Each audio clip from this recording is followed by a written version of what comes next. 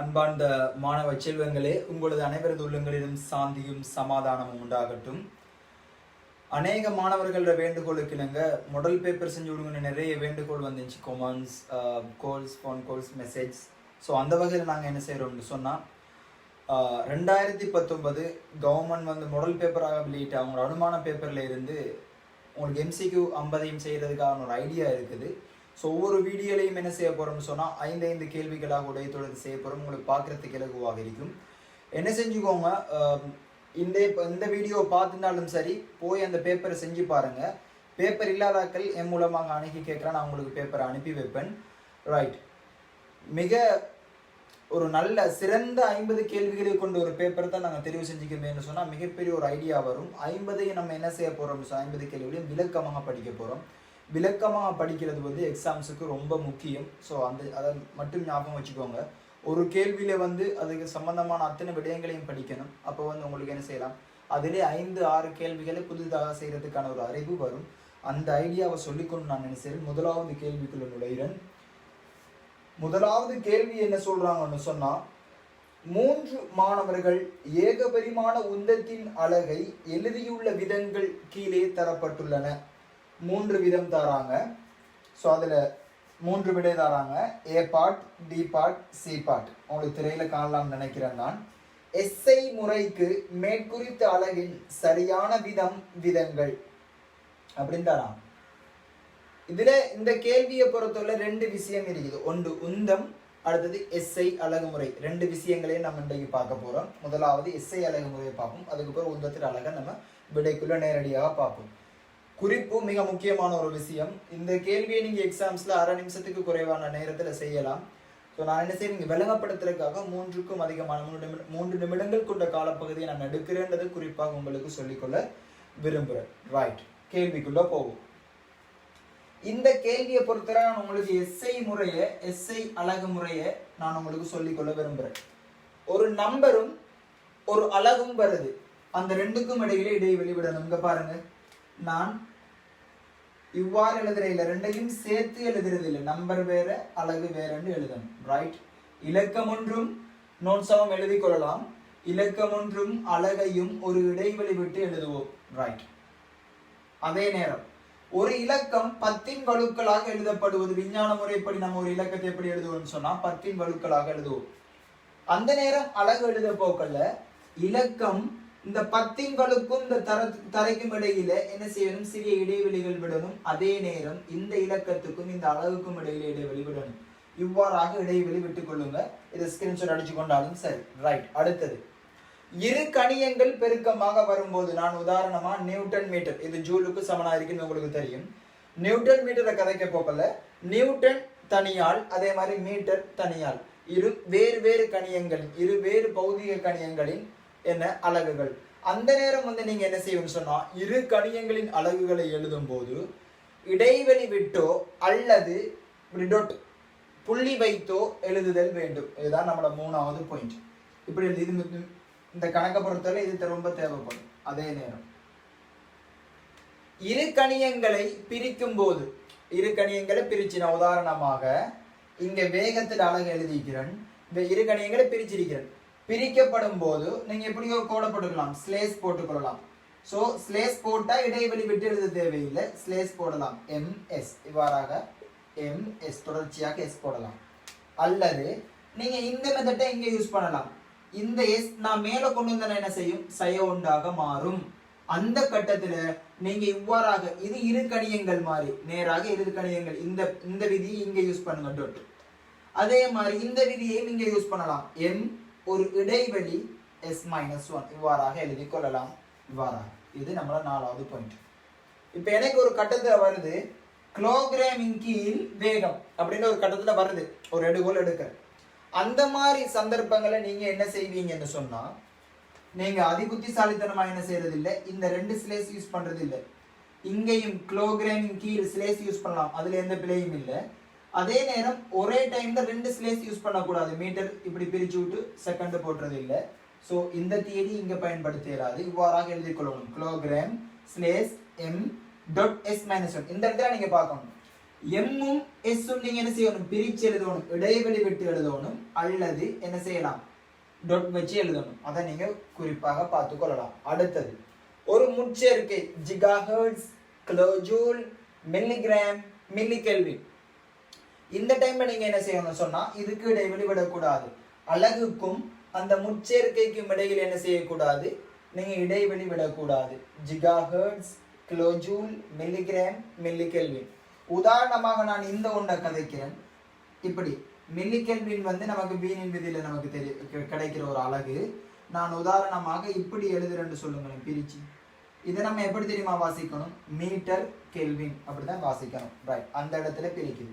இப்ப எஸ்ஐ அலகு முறையை பார்த்துட்டோம். உந்தத்தை பத்தி கதைக்க போறோம். உந்தம் சொல்றது அசையும் பொருள் ஒன்றின் திணிவினதும் வேகத்தினதும் பெருக்கமாகும். திணிவினதும் வேகத்தினதும் பெருக்கமாகும் இருவேறு கணியங்கள். இவற்றின் அலகு எழுதுறதுக்கு நான் பியால இலகுவா பியான குறிப்பன். திணிவுட அலகு என்ன, கிலோகிராம். எப்போதும் நீங்க என்ன செய்யணும், ஒரு இடைவெளி விடணும். இடைவெளி விட்டாச்சு. இடைவெளி வேகத்தின் அலகு என்ன, எம். வேகத்தின் அலகு நான் உங்களுக்கு 3 முறையில் எழுதி காட்டியிருக்கிறேன், பார்த்துக்கோங்க. எம் எஸ் அல்லது எம் டாட் எஸ் மைனஸ் 1 அல்லது எம் இடைவெளி எஸ் மைனஸ் 1 இவ்வாறாக எழுதி கொள்ளலாம். இப்போ விடைகள்ல பார்த்தா விடைகள்ல ஏ ஆப்ஷன் உங்களுக்கு தராங்க. ஏல இந்த இடைவெளி விட்டு இல்லை, ஏ பில, பியும் சியும் சரியாக வரப்போகுது. பியையும் சியையும் செக் பண்ணுவோம். பி உங்களுக்கு இந்த ஆன்சர், பி உங்களுக்கு இந்த ஆன்சர், சி வந்து சி இந்த ஆன்சர், பி வந்து இந்த ஆன்சர். ஸோ இந்த ஆன்சர் மிக இலகுவாக நீங்கள் என்ன செஞ்சுக்கலாம், விடையை அடைஞ்சு கொள்ளலாம். சரி, இப்போ நம்ம என்ன செய்ய போறோம்னு சொன்னா முதலாவது கேள்வியை பார்த்துட்டோம். பியும் சியும் சரி, 5வது ஆன்சர். ரைட், அடுத்தது எதுக்கு நோக்கி போக போறோம்டா, 2வது கேள்வியை நோக்கி போக போறோம். 2வது கேள்வி என்று என்ன கேட்டிருக்கிறாங்கன்னு சொன்னா, ஒரு புரோர்த்தனின் குவாக் உள்ளடக்கம். இங்க நமக்கு கேட்டுக்கிறாங்க, புரோர்த்தன் மட்டும்தான் கேட்டுக்கிறாங்க, குவாக் சம்பந்தமாக கேட்டிருக்கிறாங்க. நான் இது சம்பந்தமான அப்படி அறிவு அப்படி சொல்லி கொண்டு வாரது நல்லன்னு நினைக்கிறேன். ஒரு புரோத்திரன் அனோட கருளை யார் யார் இருக்க போறது, புரோத்திரனும் நியூத்திரனும் பிணைஞ்சு இருக்க போறாரு. இந்த குவாக்களுக்கு சம்பந்தப்பட்டாக்கள் புரோத்திரனும் நியூத்திரனும் தான். அந்த வகையில நம் புரோத்திரனையும் படிப்போம். சில வேளைகள்ல நியூத்திரனும் கேள்விகள் கேட்கப்படலாம். இதே கேள்விகள் வரப்போறதும் இல்லை. இதே 2வது கேள்வி 2019ஆம் ஆண்டு கடந்த கால வினா, அதாவது பாஸ் பேப்பரையும் அலங்கரிச்சதை பார்த்திருந்தீங்க. இந்த இது சம்பந்தமான ஒரு வினா ஒன்று கடந்த கால வினாக்களில் கேட்கப்பட்டிருந்தது. நான் புரோத்திரனை பொறுத்தவரையில புரோத்திரன குவாக் உள்ளடக்கம் கேட்கிறாங்க. என்ன குவாக் உள்ளடக்கம் அப்படிதான் கேட்கிறாங்க. ரைட், புரோத்திரண்டை எடுப்பேன் நான். இதை நீங்க பாடமாக்கி கொள்வது இலகு UUD. அதே நேரம் இவர் எடுப்பீங்க நியூத்திரனுக்கு யாரு, UDD. இங்க குவாக்னு சொல்ல போக்கல்ல குவாக் இருவகைப்படும். ஒன்று அப்வர்ட் குவாக், ஒன்று டவுன்வர்ட் குவாக். எழுதி கொள்ளுங்க. Quack இருவகைப்படும், upward quack, downward quack. Upward குவாக்கின் பெருமானம் +2/3 ஈயினாலும், டவுன்வர்ட் குவாக் சய 1/3 ஈயினாலும் தரப்படும். இப்ப நமக்கு தெரியும் ஏற்கனவே புரோத்திரண்ட ஏற்றம் என்ன, +1. அதே நேரம் நியூத்திரண்ட ஏற்றம் என்ன, 0. ஏற்றமற்ற ஒரு துணிக்கு நியூத்திரன். இப்போ இந்த பெருமானங்களை நான் என்ன செய்ய போறேன், இதுல பிரதியிட்டு சொன்னா சக 1, இதுக்கு அதே நேரம் 0 ஒன்று வரணும். சோ இந்த பெருமானம் புரோத்திரனுக்கு பிரதியிட்டா UUD. இவர் புரோத்திரன் எடுத்துக்கொண்டிருக்கிறேன். சக 2/3. அதே நேரம் வந்து இவர் சக 2/3 சய டி வந்து யாரு, சய 1/3. பகுதி எண்கள் சமன், எதுவித மாற்றங்களும் இல்லை. பகுதி எண்கள் சமன் என்று சொன்னால் தொகுதி எண்களில் கூட்டல் கழித்தல். சக 2 சக 2 சக 4, சக 4 இருந்து 1 கழித்தால் 3. 3/3 1 சக 1. இதன் அடிப்படையில் தான் நேரேற்றம் பெற்ற ஒரு துணிக்கையாக புரோத்திரன் கருதப்படுகிறது. இந்த அடிப்படையிலே நியூத்திரனை கதைச்சிங்கன்னு சொன்னா அவர் குவாக் பெருமானம் UDD, ஒரு அக்வாக் 2 டவுன் குவாக்ஸ். ரைட், பெருமானங்களை பிரதியிட சய 1/3 சக 2/3 இல்ல சக 2/3 சய 1/3 சய 1/3 எதுவித மாற்றங்களும் இல்லை. பகுதி எண் மேலே கூட்டல் கழித்தல் 2 சய 1 சய 1 0. ஆகவே என்ன பெருமானம் 0 ஆக போகுது. இதன் அடிப்படையில தான் நியூட்டன் ஏற்றமற்றவராக நம்மளுக்கு வருகிறார். ரைட். இரண்டாம் கேள்வியையும் பார்த்தாச்சு. அதில் இருந்து நீங்க என்ன செய்வீங்க, இது மிக இலகுவாக கேட்கப்பட்டிருக்கிறது. ஒரு அரை செகண்ட்ல இந்த விடையை கொடுத்துடலாம். புரோத்ரனின் குவாக் உள்ளடக்கம் UUD. இதே கேள்வி மாறி வந்துன்னு சொன்னா நியூட்ரன் குவாக் உள்ளடக்கம் UDD. ரைட். இப்போ நம்ம மூன்றாவது கேள்விக்கு பயணிக்க போறோம். மூன்றாவது கேள்வி என்று என்ன கேட்கிறாங்கன்னு சொன்னா, ஈயானது மின்புலச்செறிவாகவும் டி ஆனது காந்தப்பாய அடர்த்தி. ஈயானது மின்புலச்செறிவாகவும்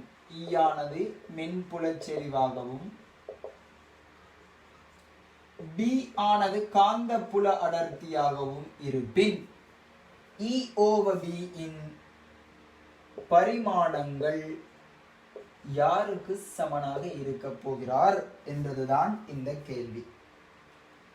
கேள்வியை என்ன செய்யலாம்னு சொன்னா, இரு திசைகள்ல கேள்வி பயணிக்குது. எப்போதும் நீங்க கேள்விகளை வாசிக்க போகலே மிக முக்கியமான சொற்பிரயோகங்களை என்ன செய்யணும்னு சொன்னா, கீழே கோடிட்டு கொள்ளணும். ஈயானது மின் புலச்செறிவு, ஈக்கு கீழே கோடடிப்பீங்க.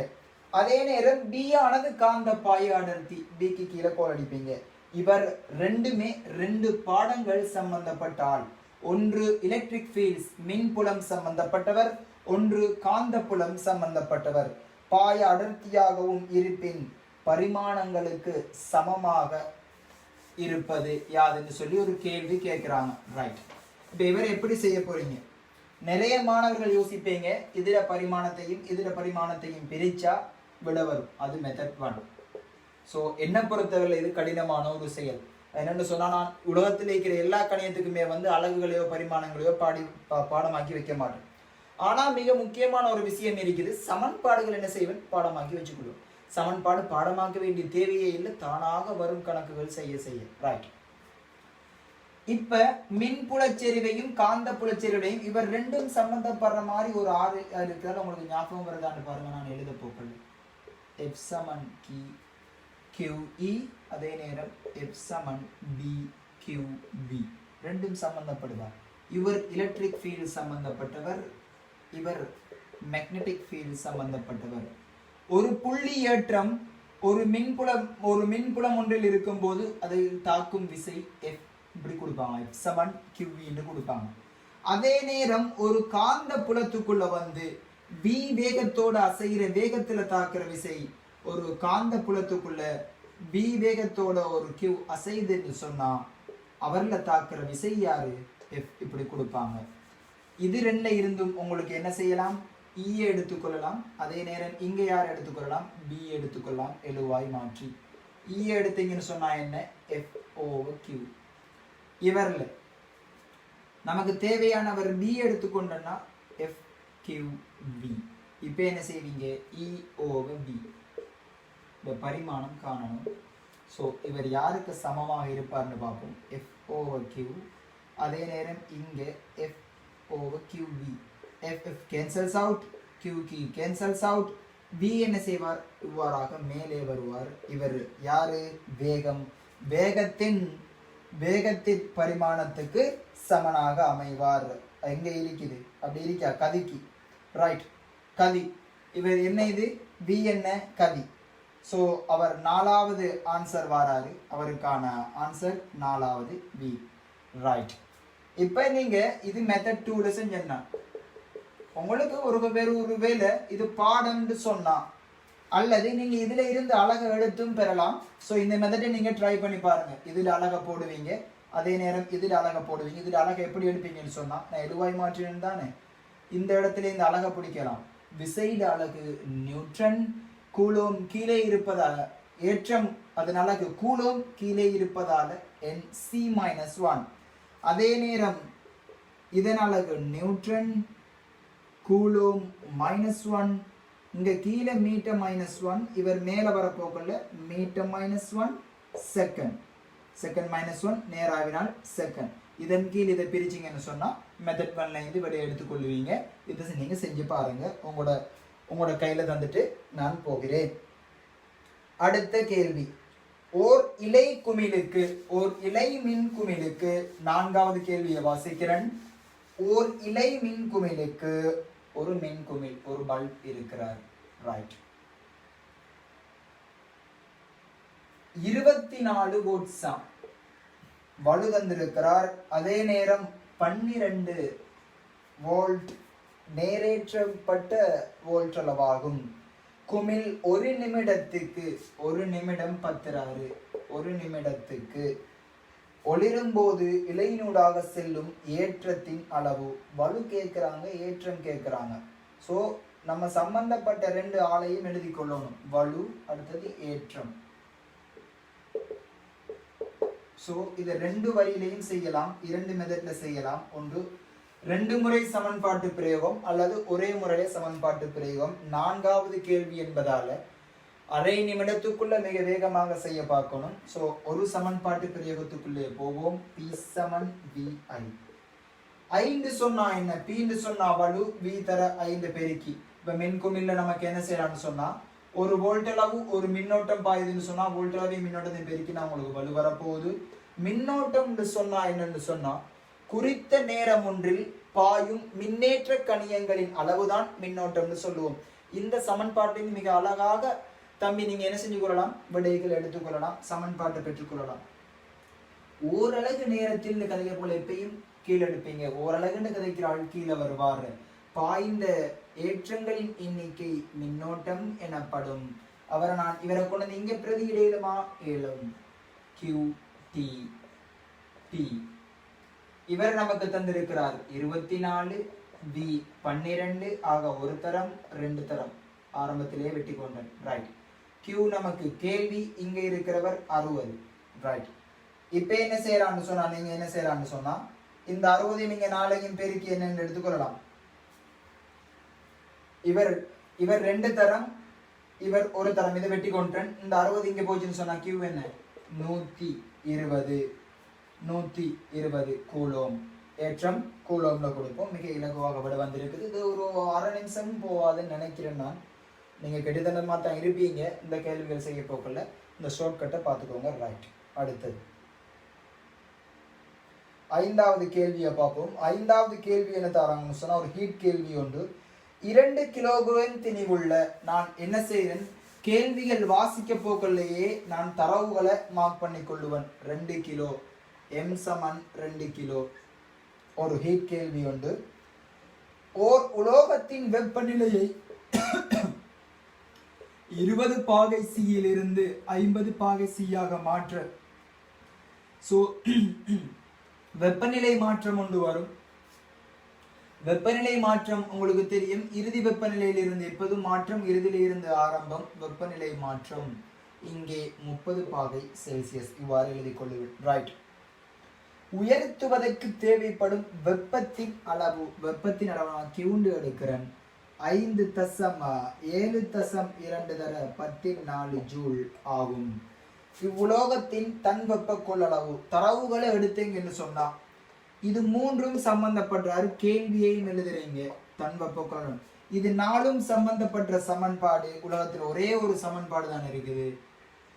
வெப்பம் வழங்கப்பட்ட வெப்பம் சமன் திணிவு தர அதன் தன் வெப்ப கொள்ளளவு தர வெப்பநிலை மாற்றம்.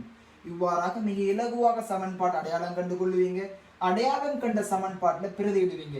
முதலாவது ஸ்டெப் தரவுகளை இனங்காணல்.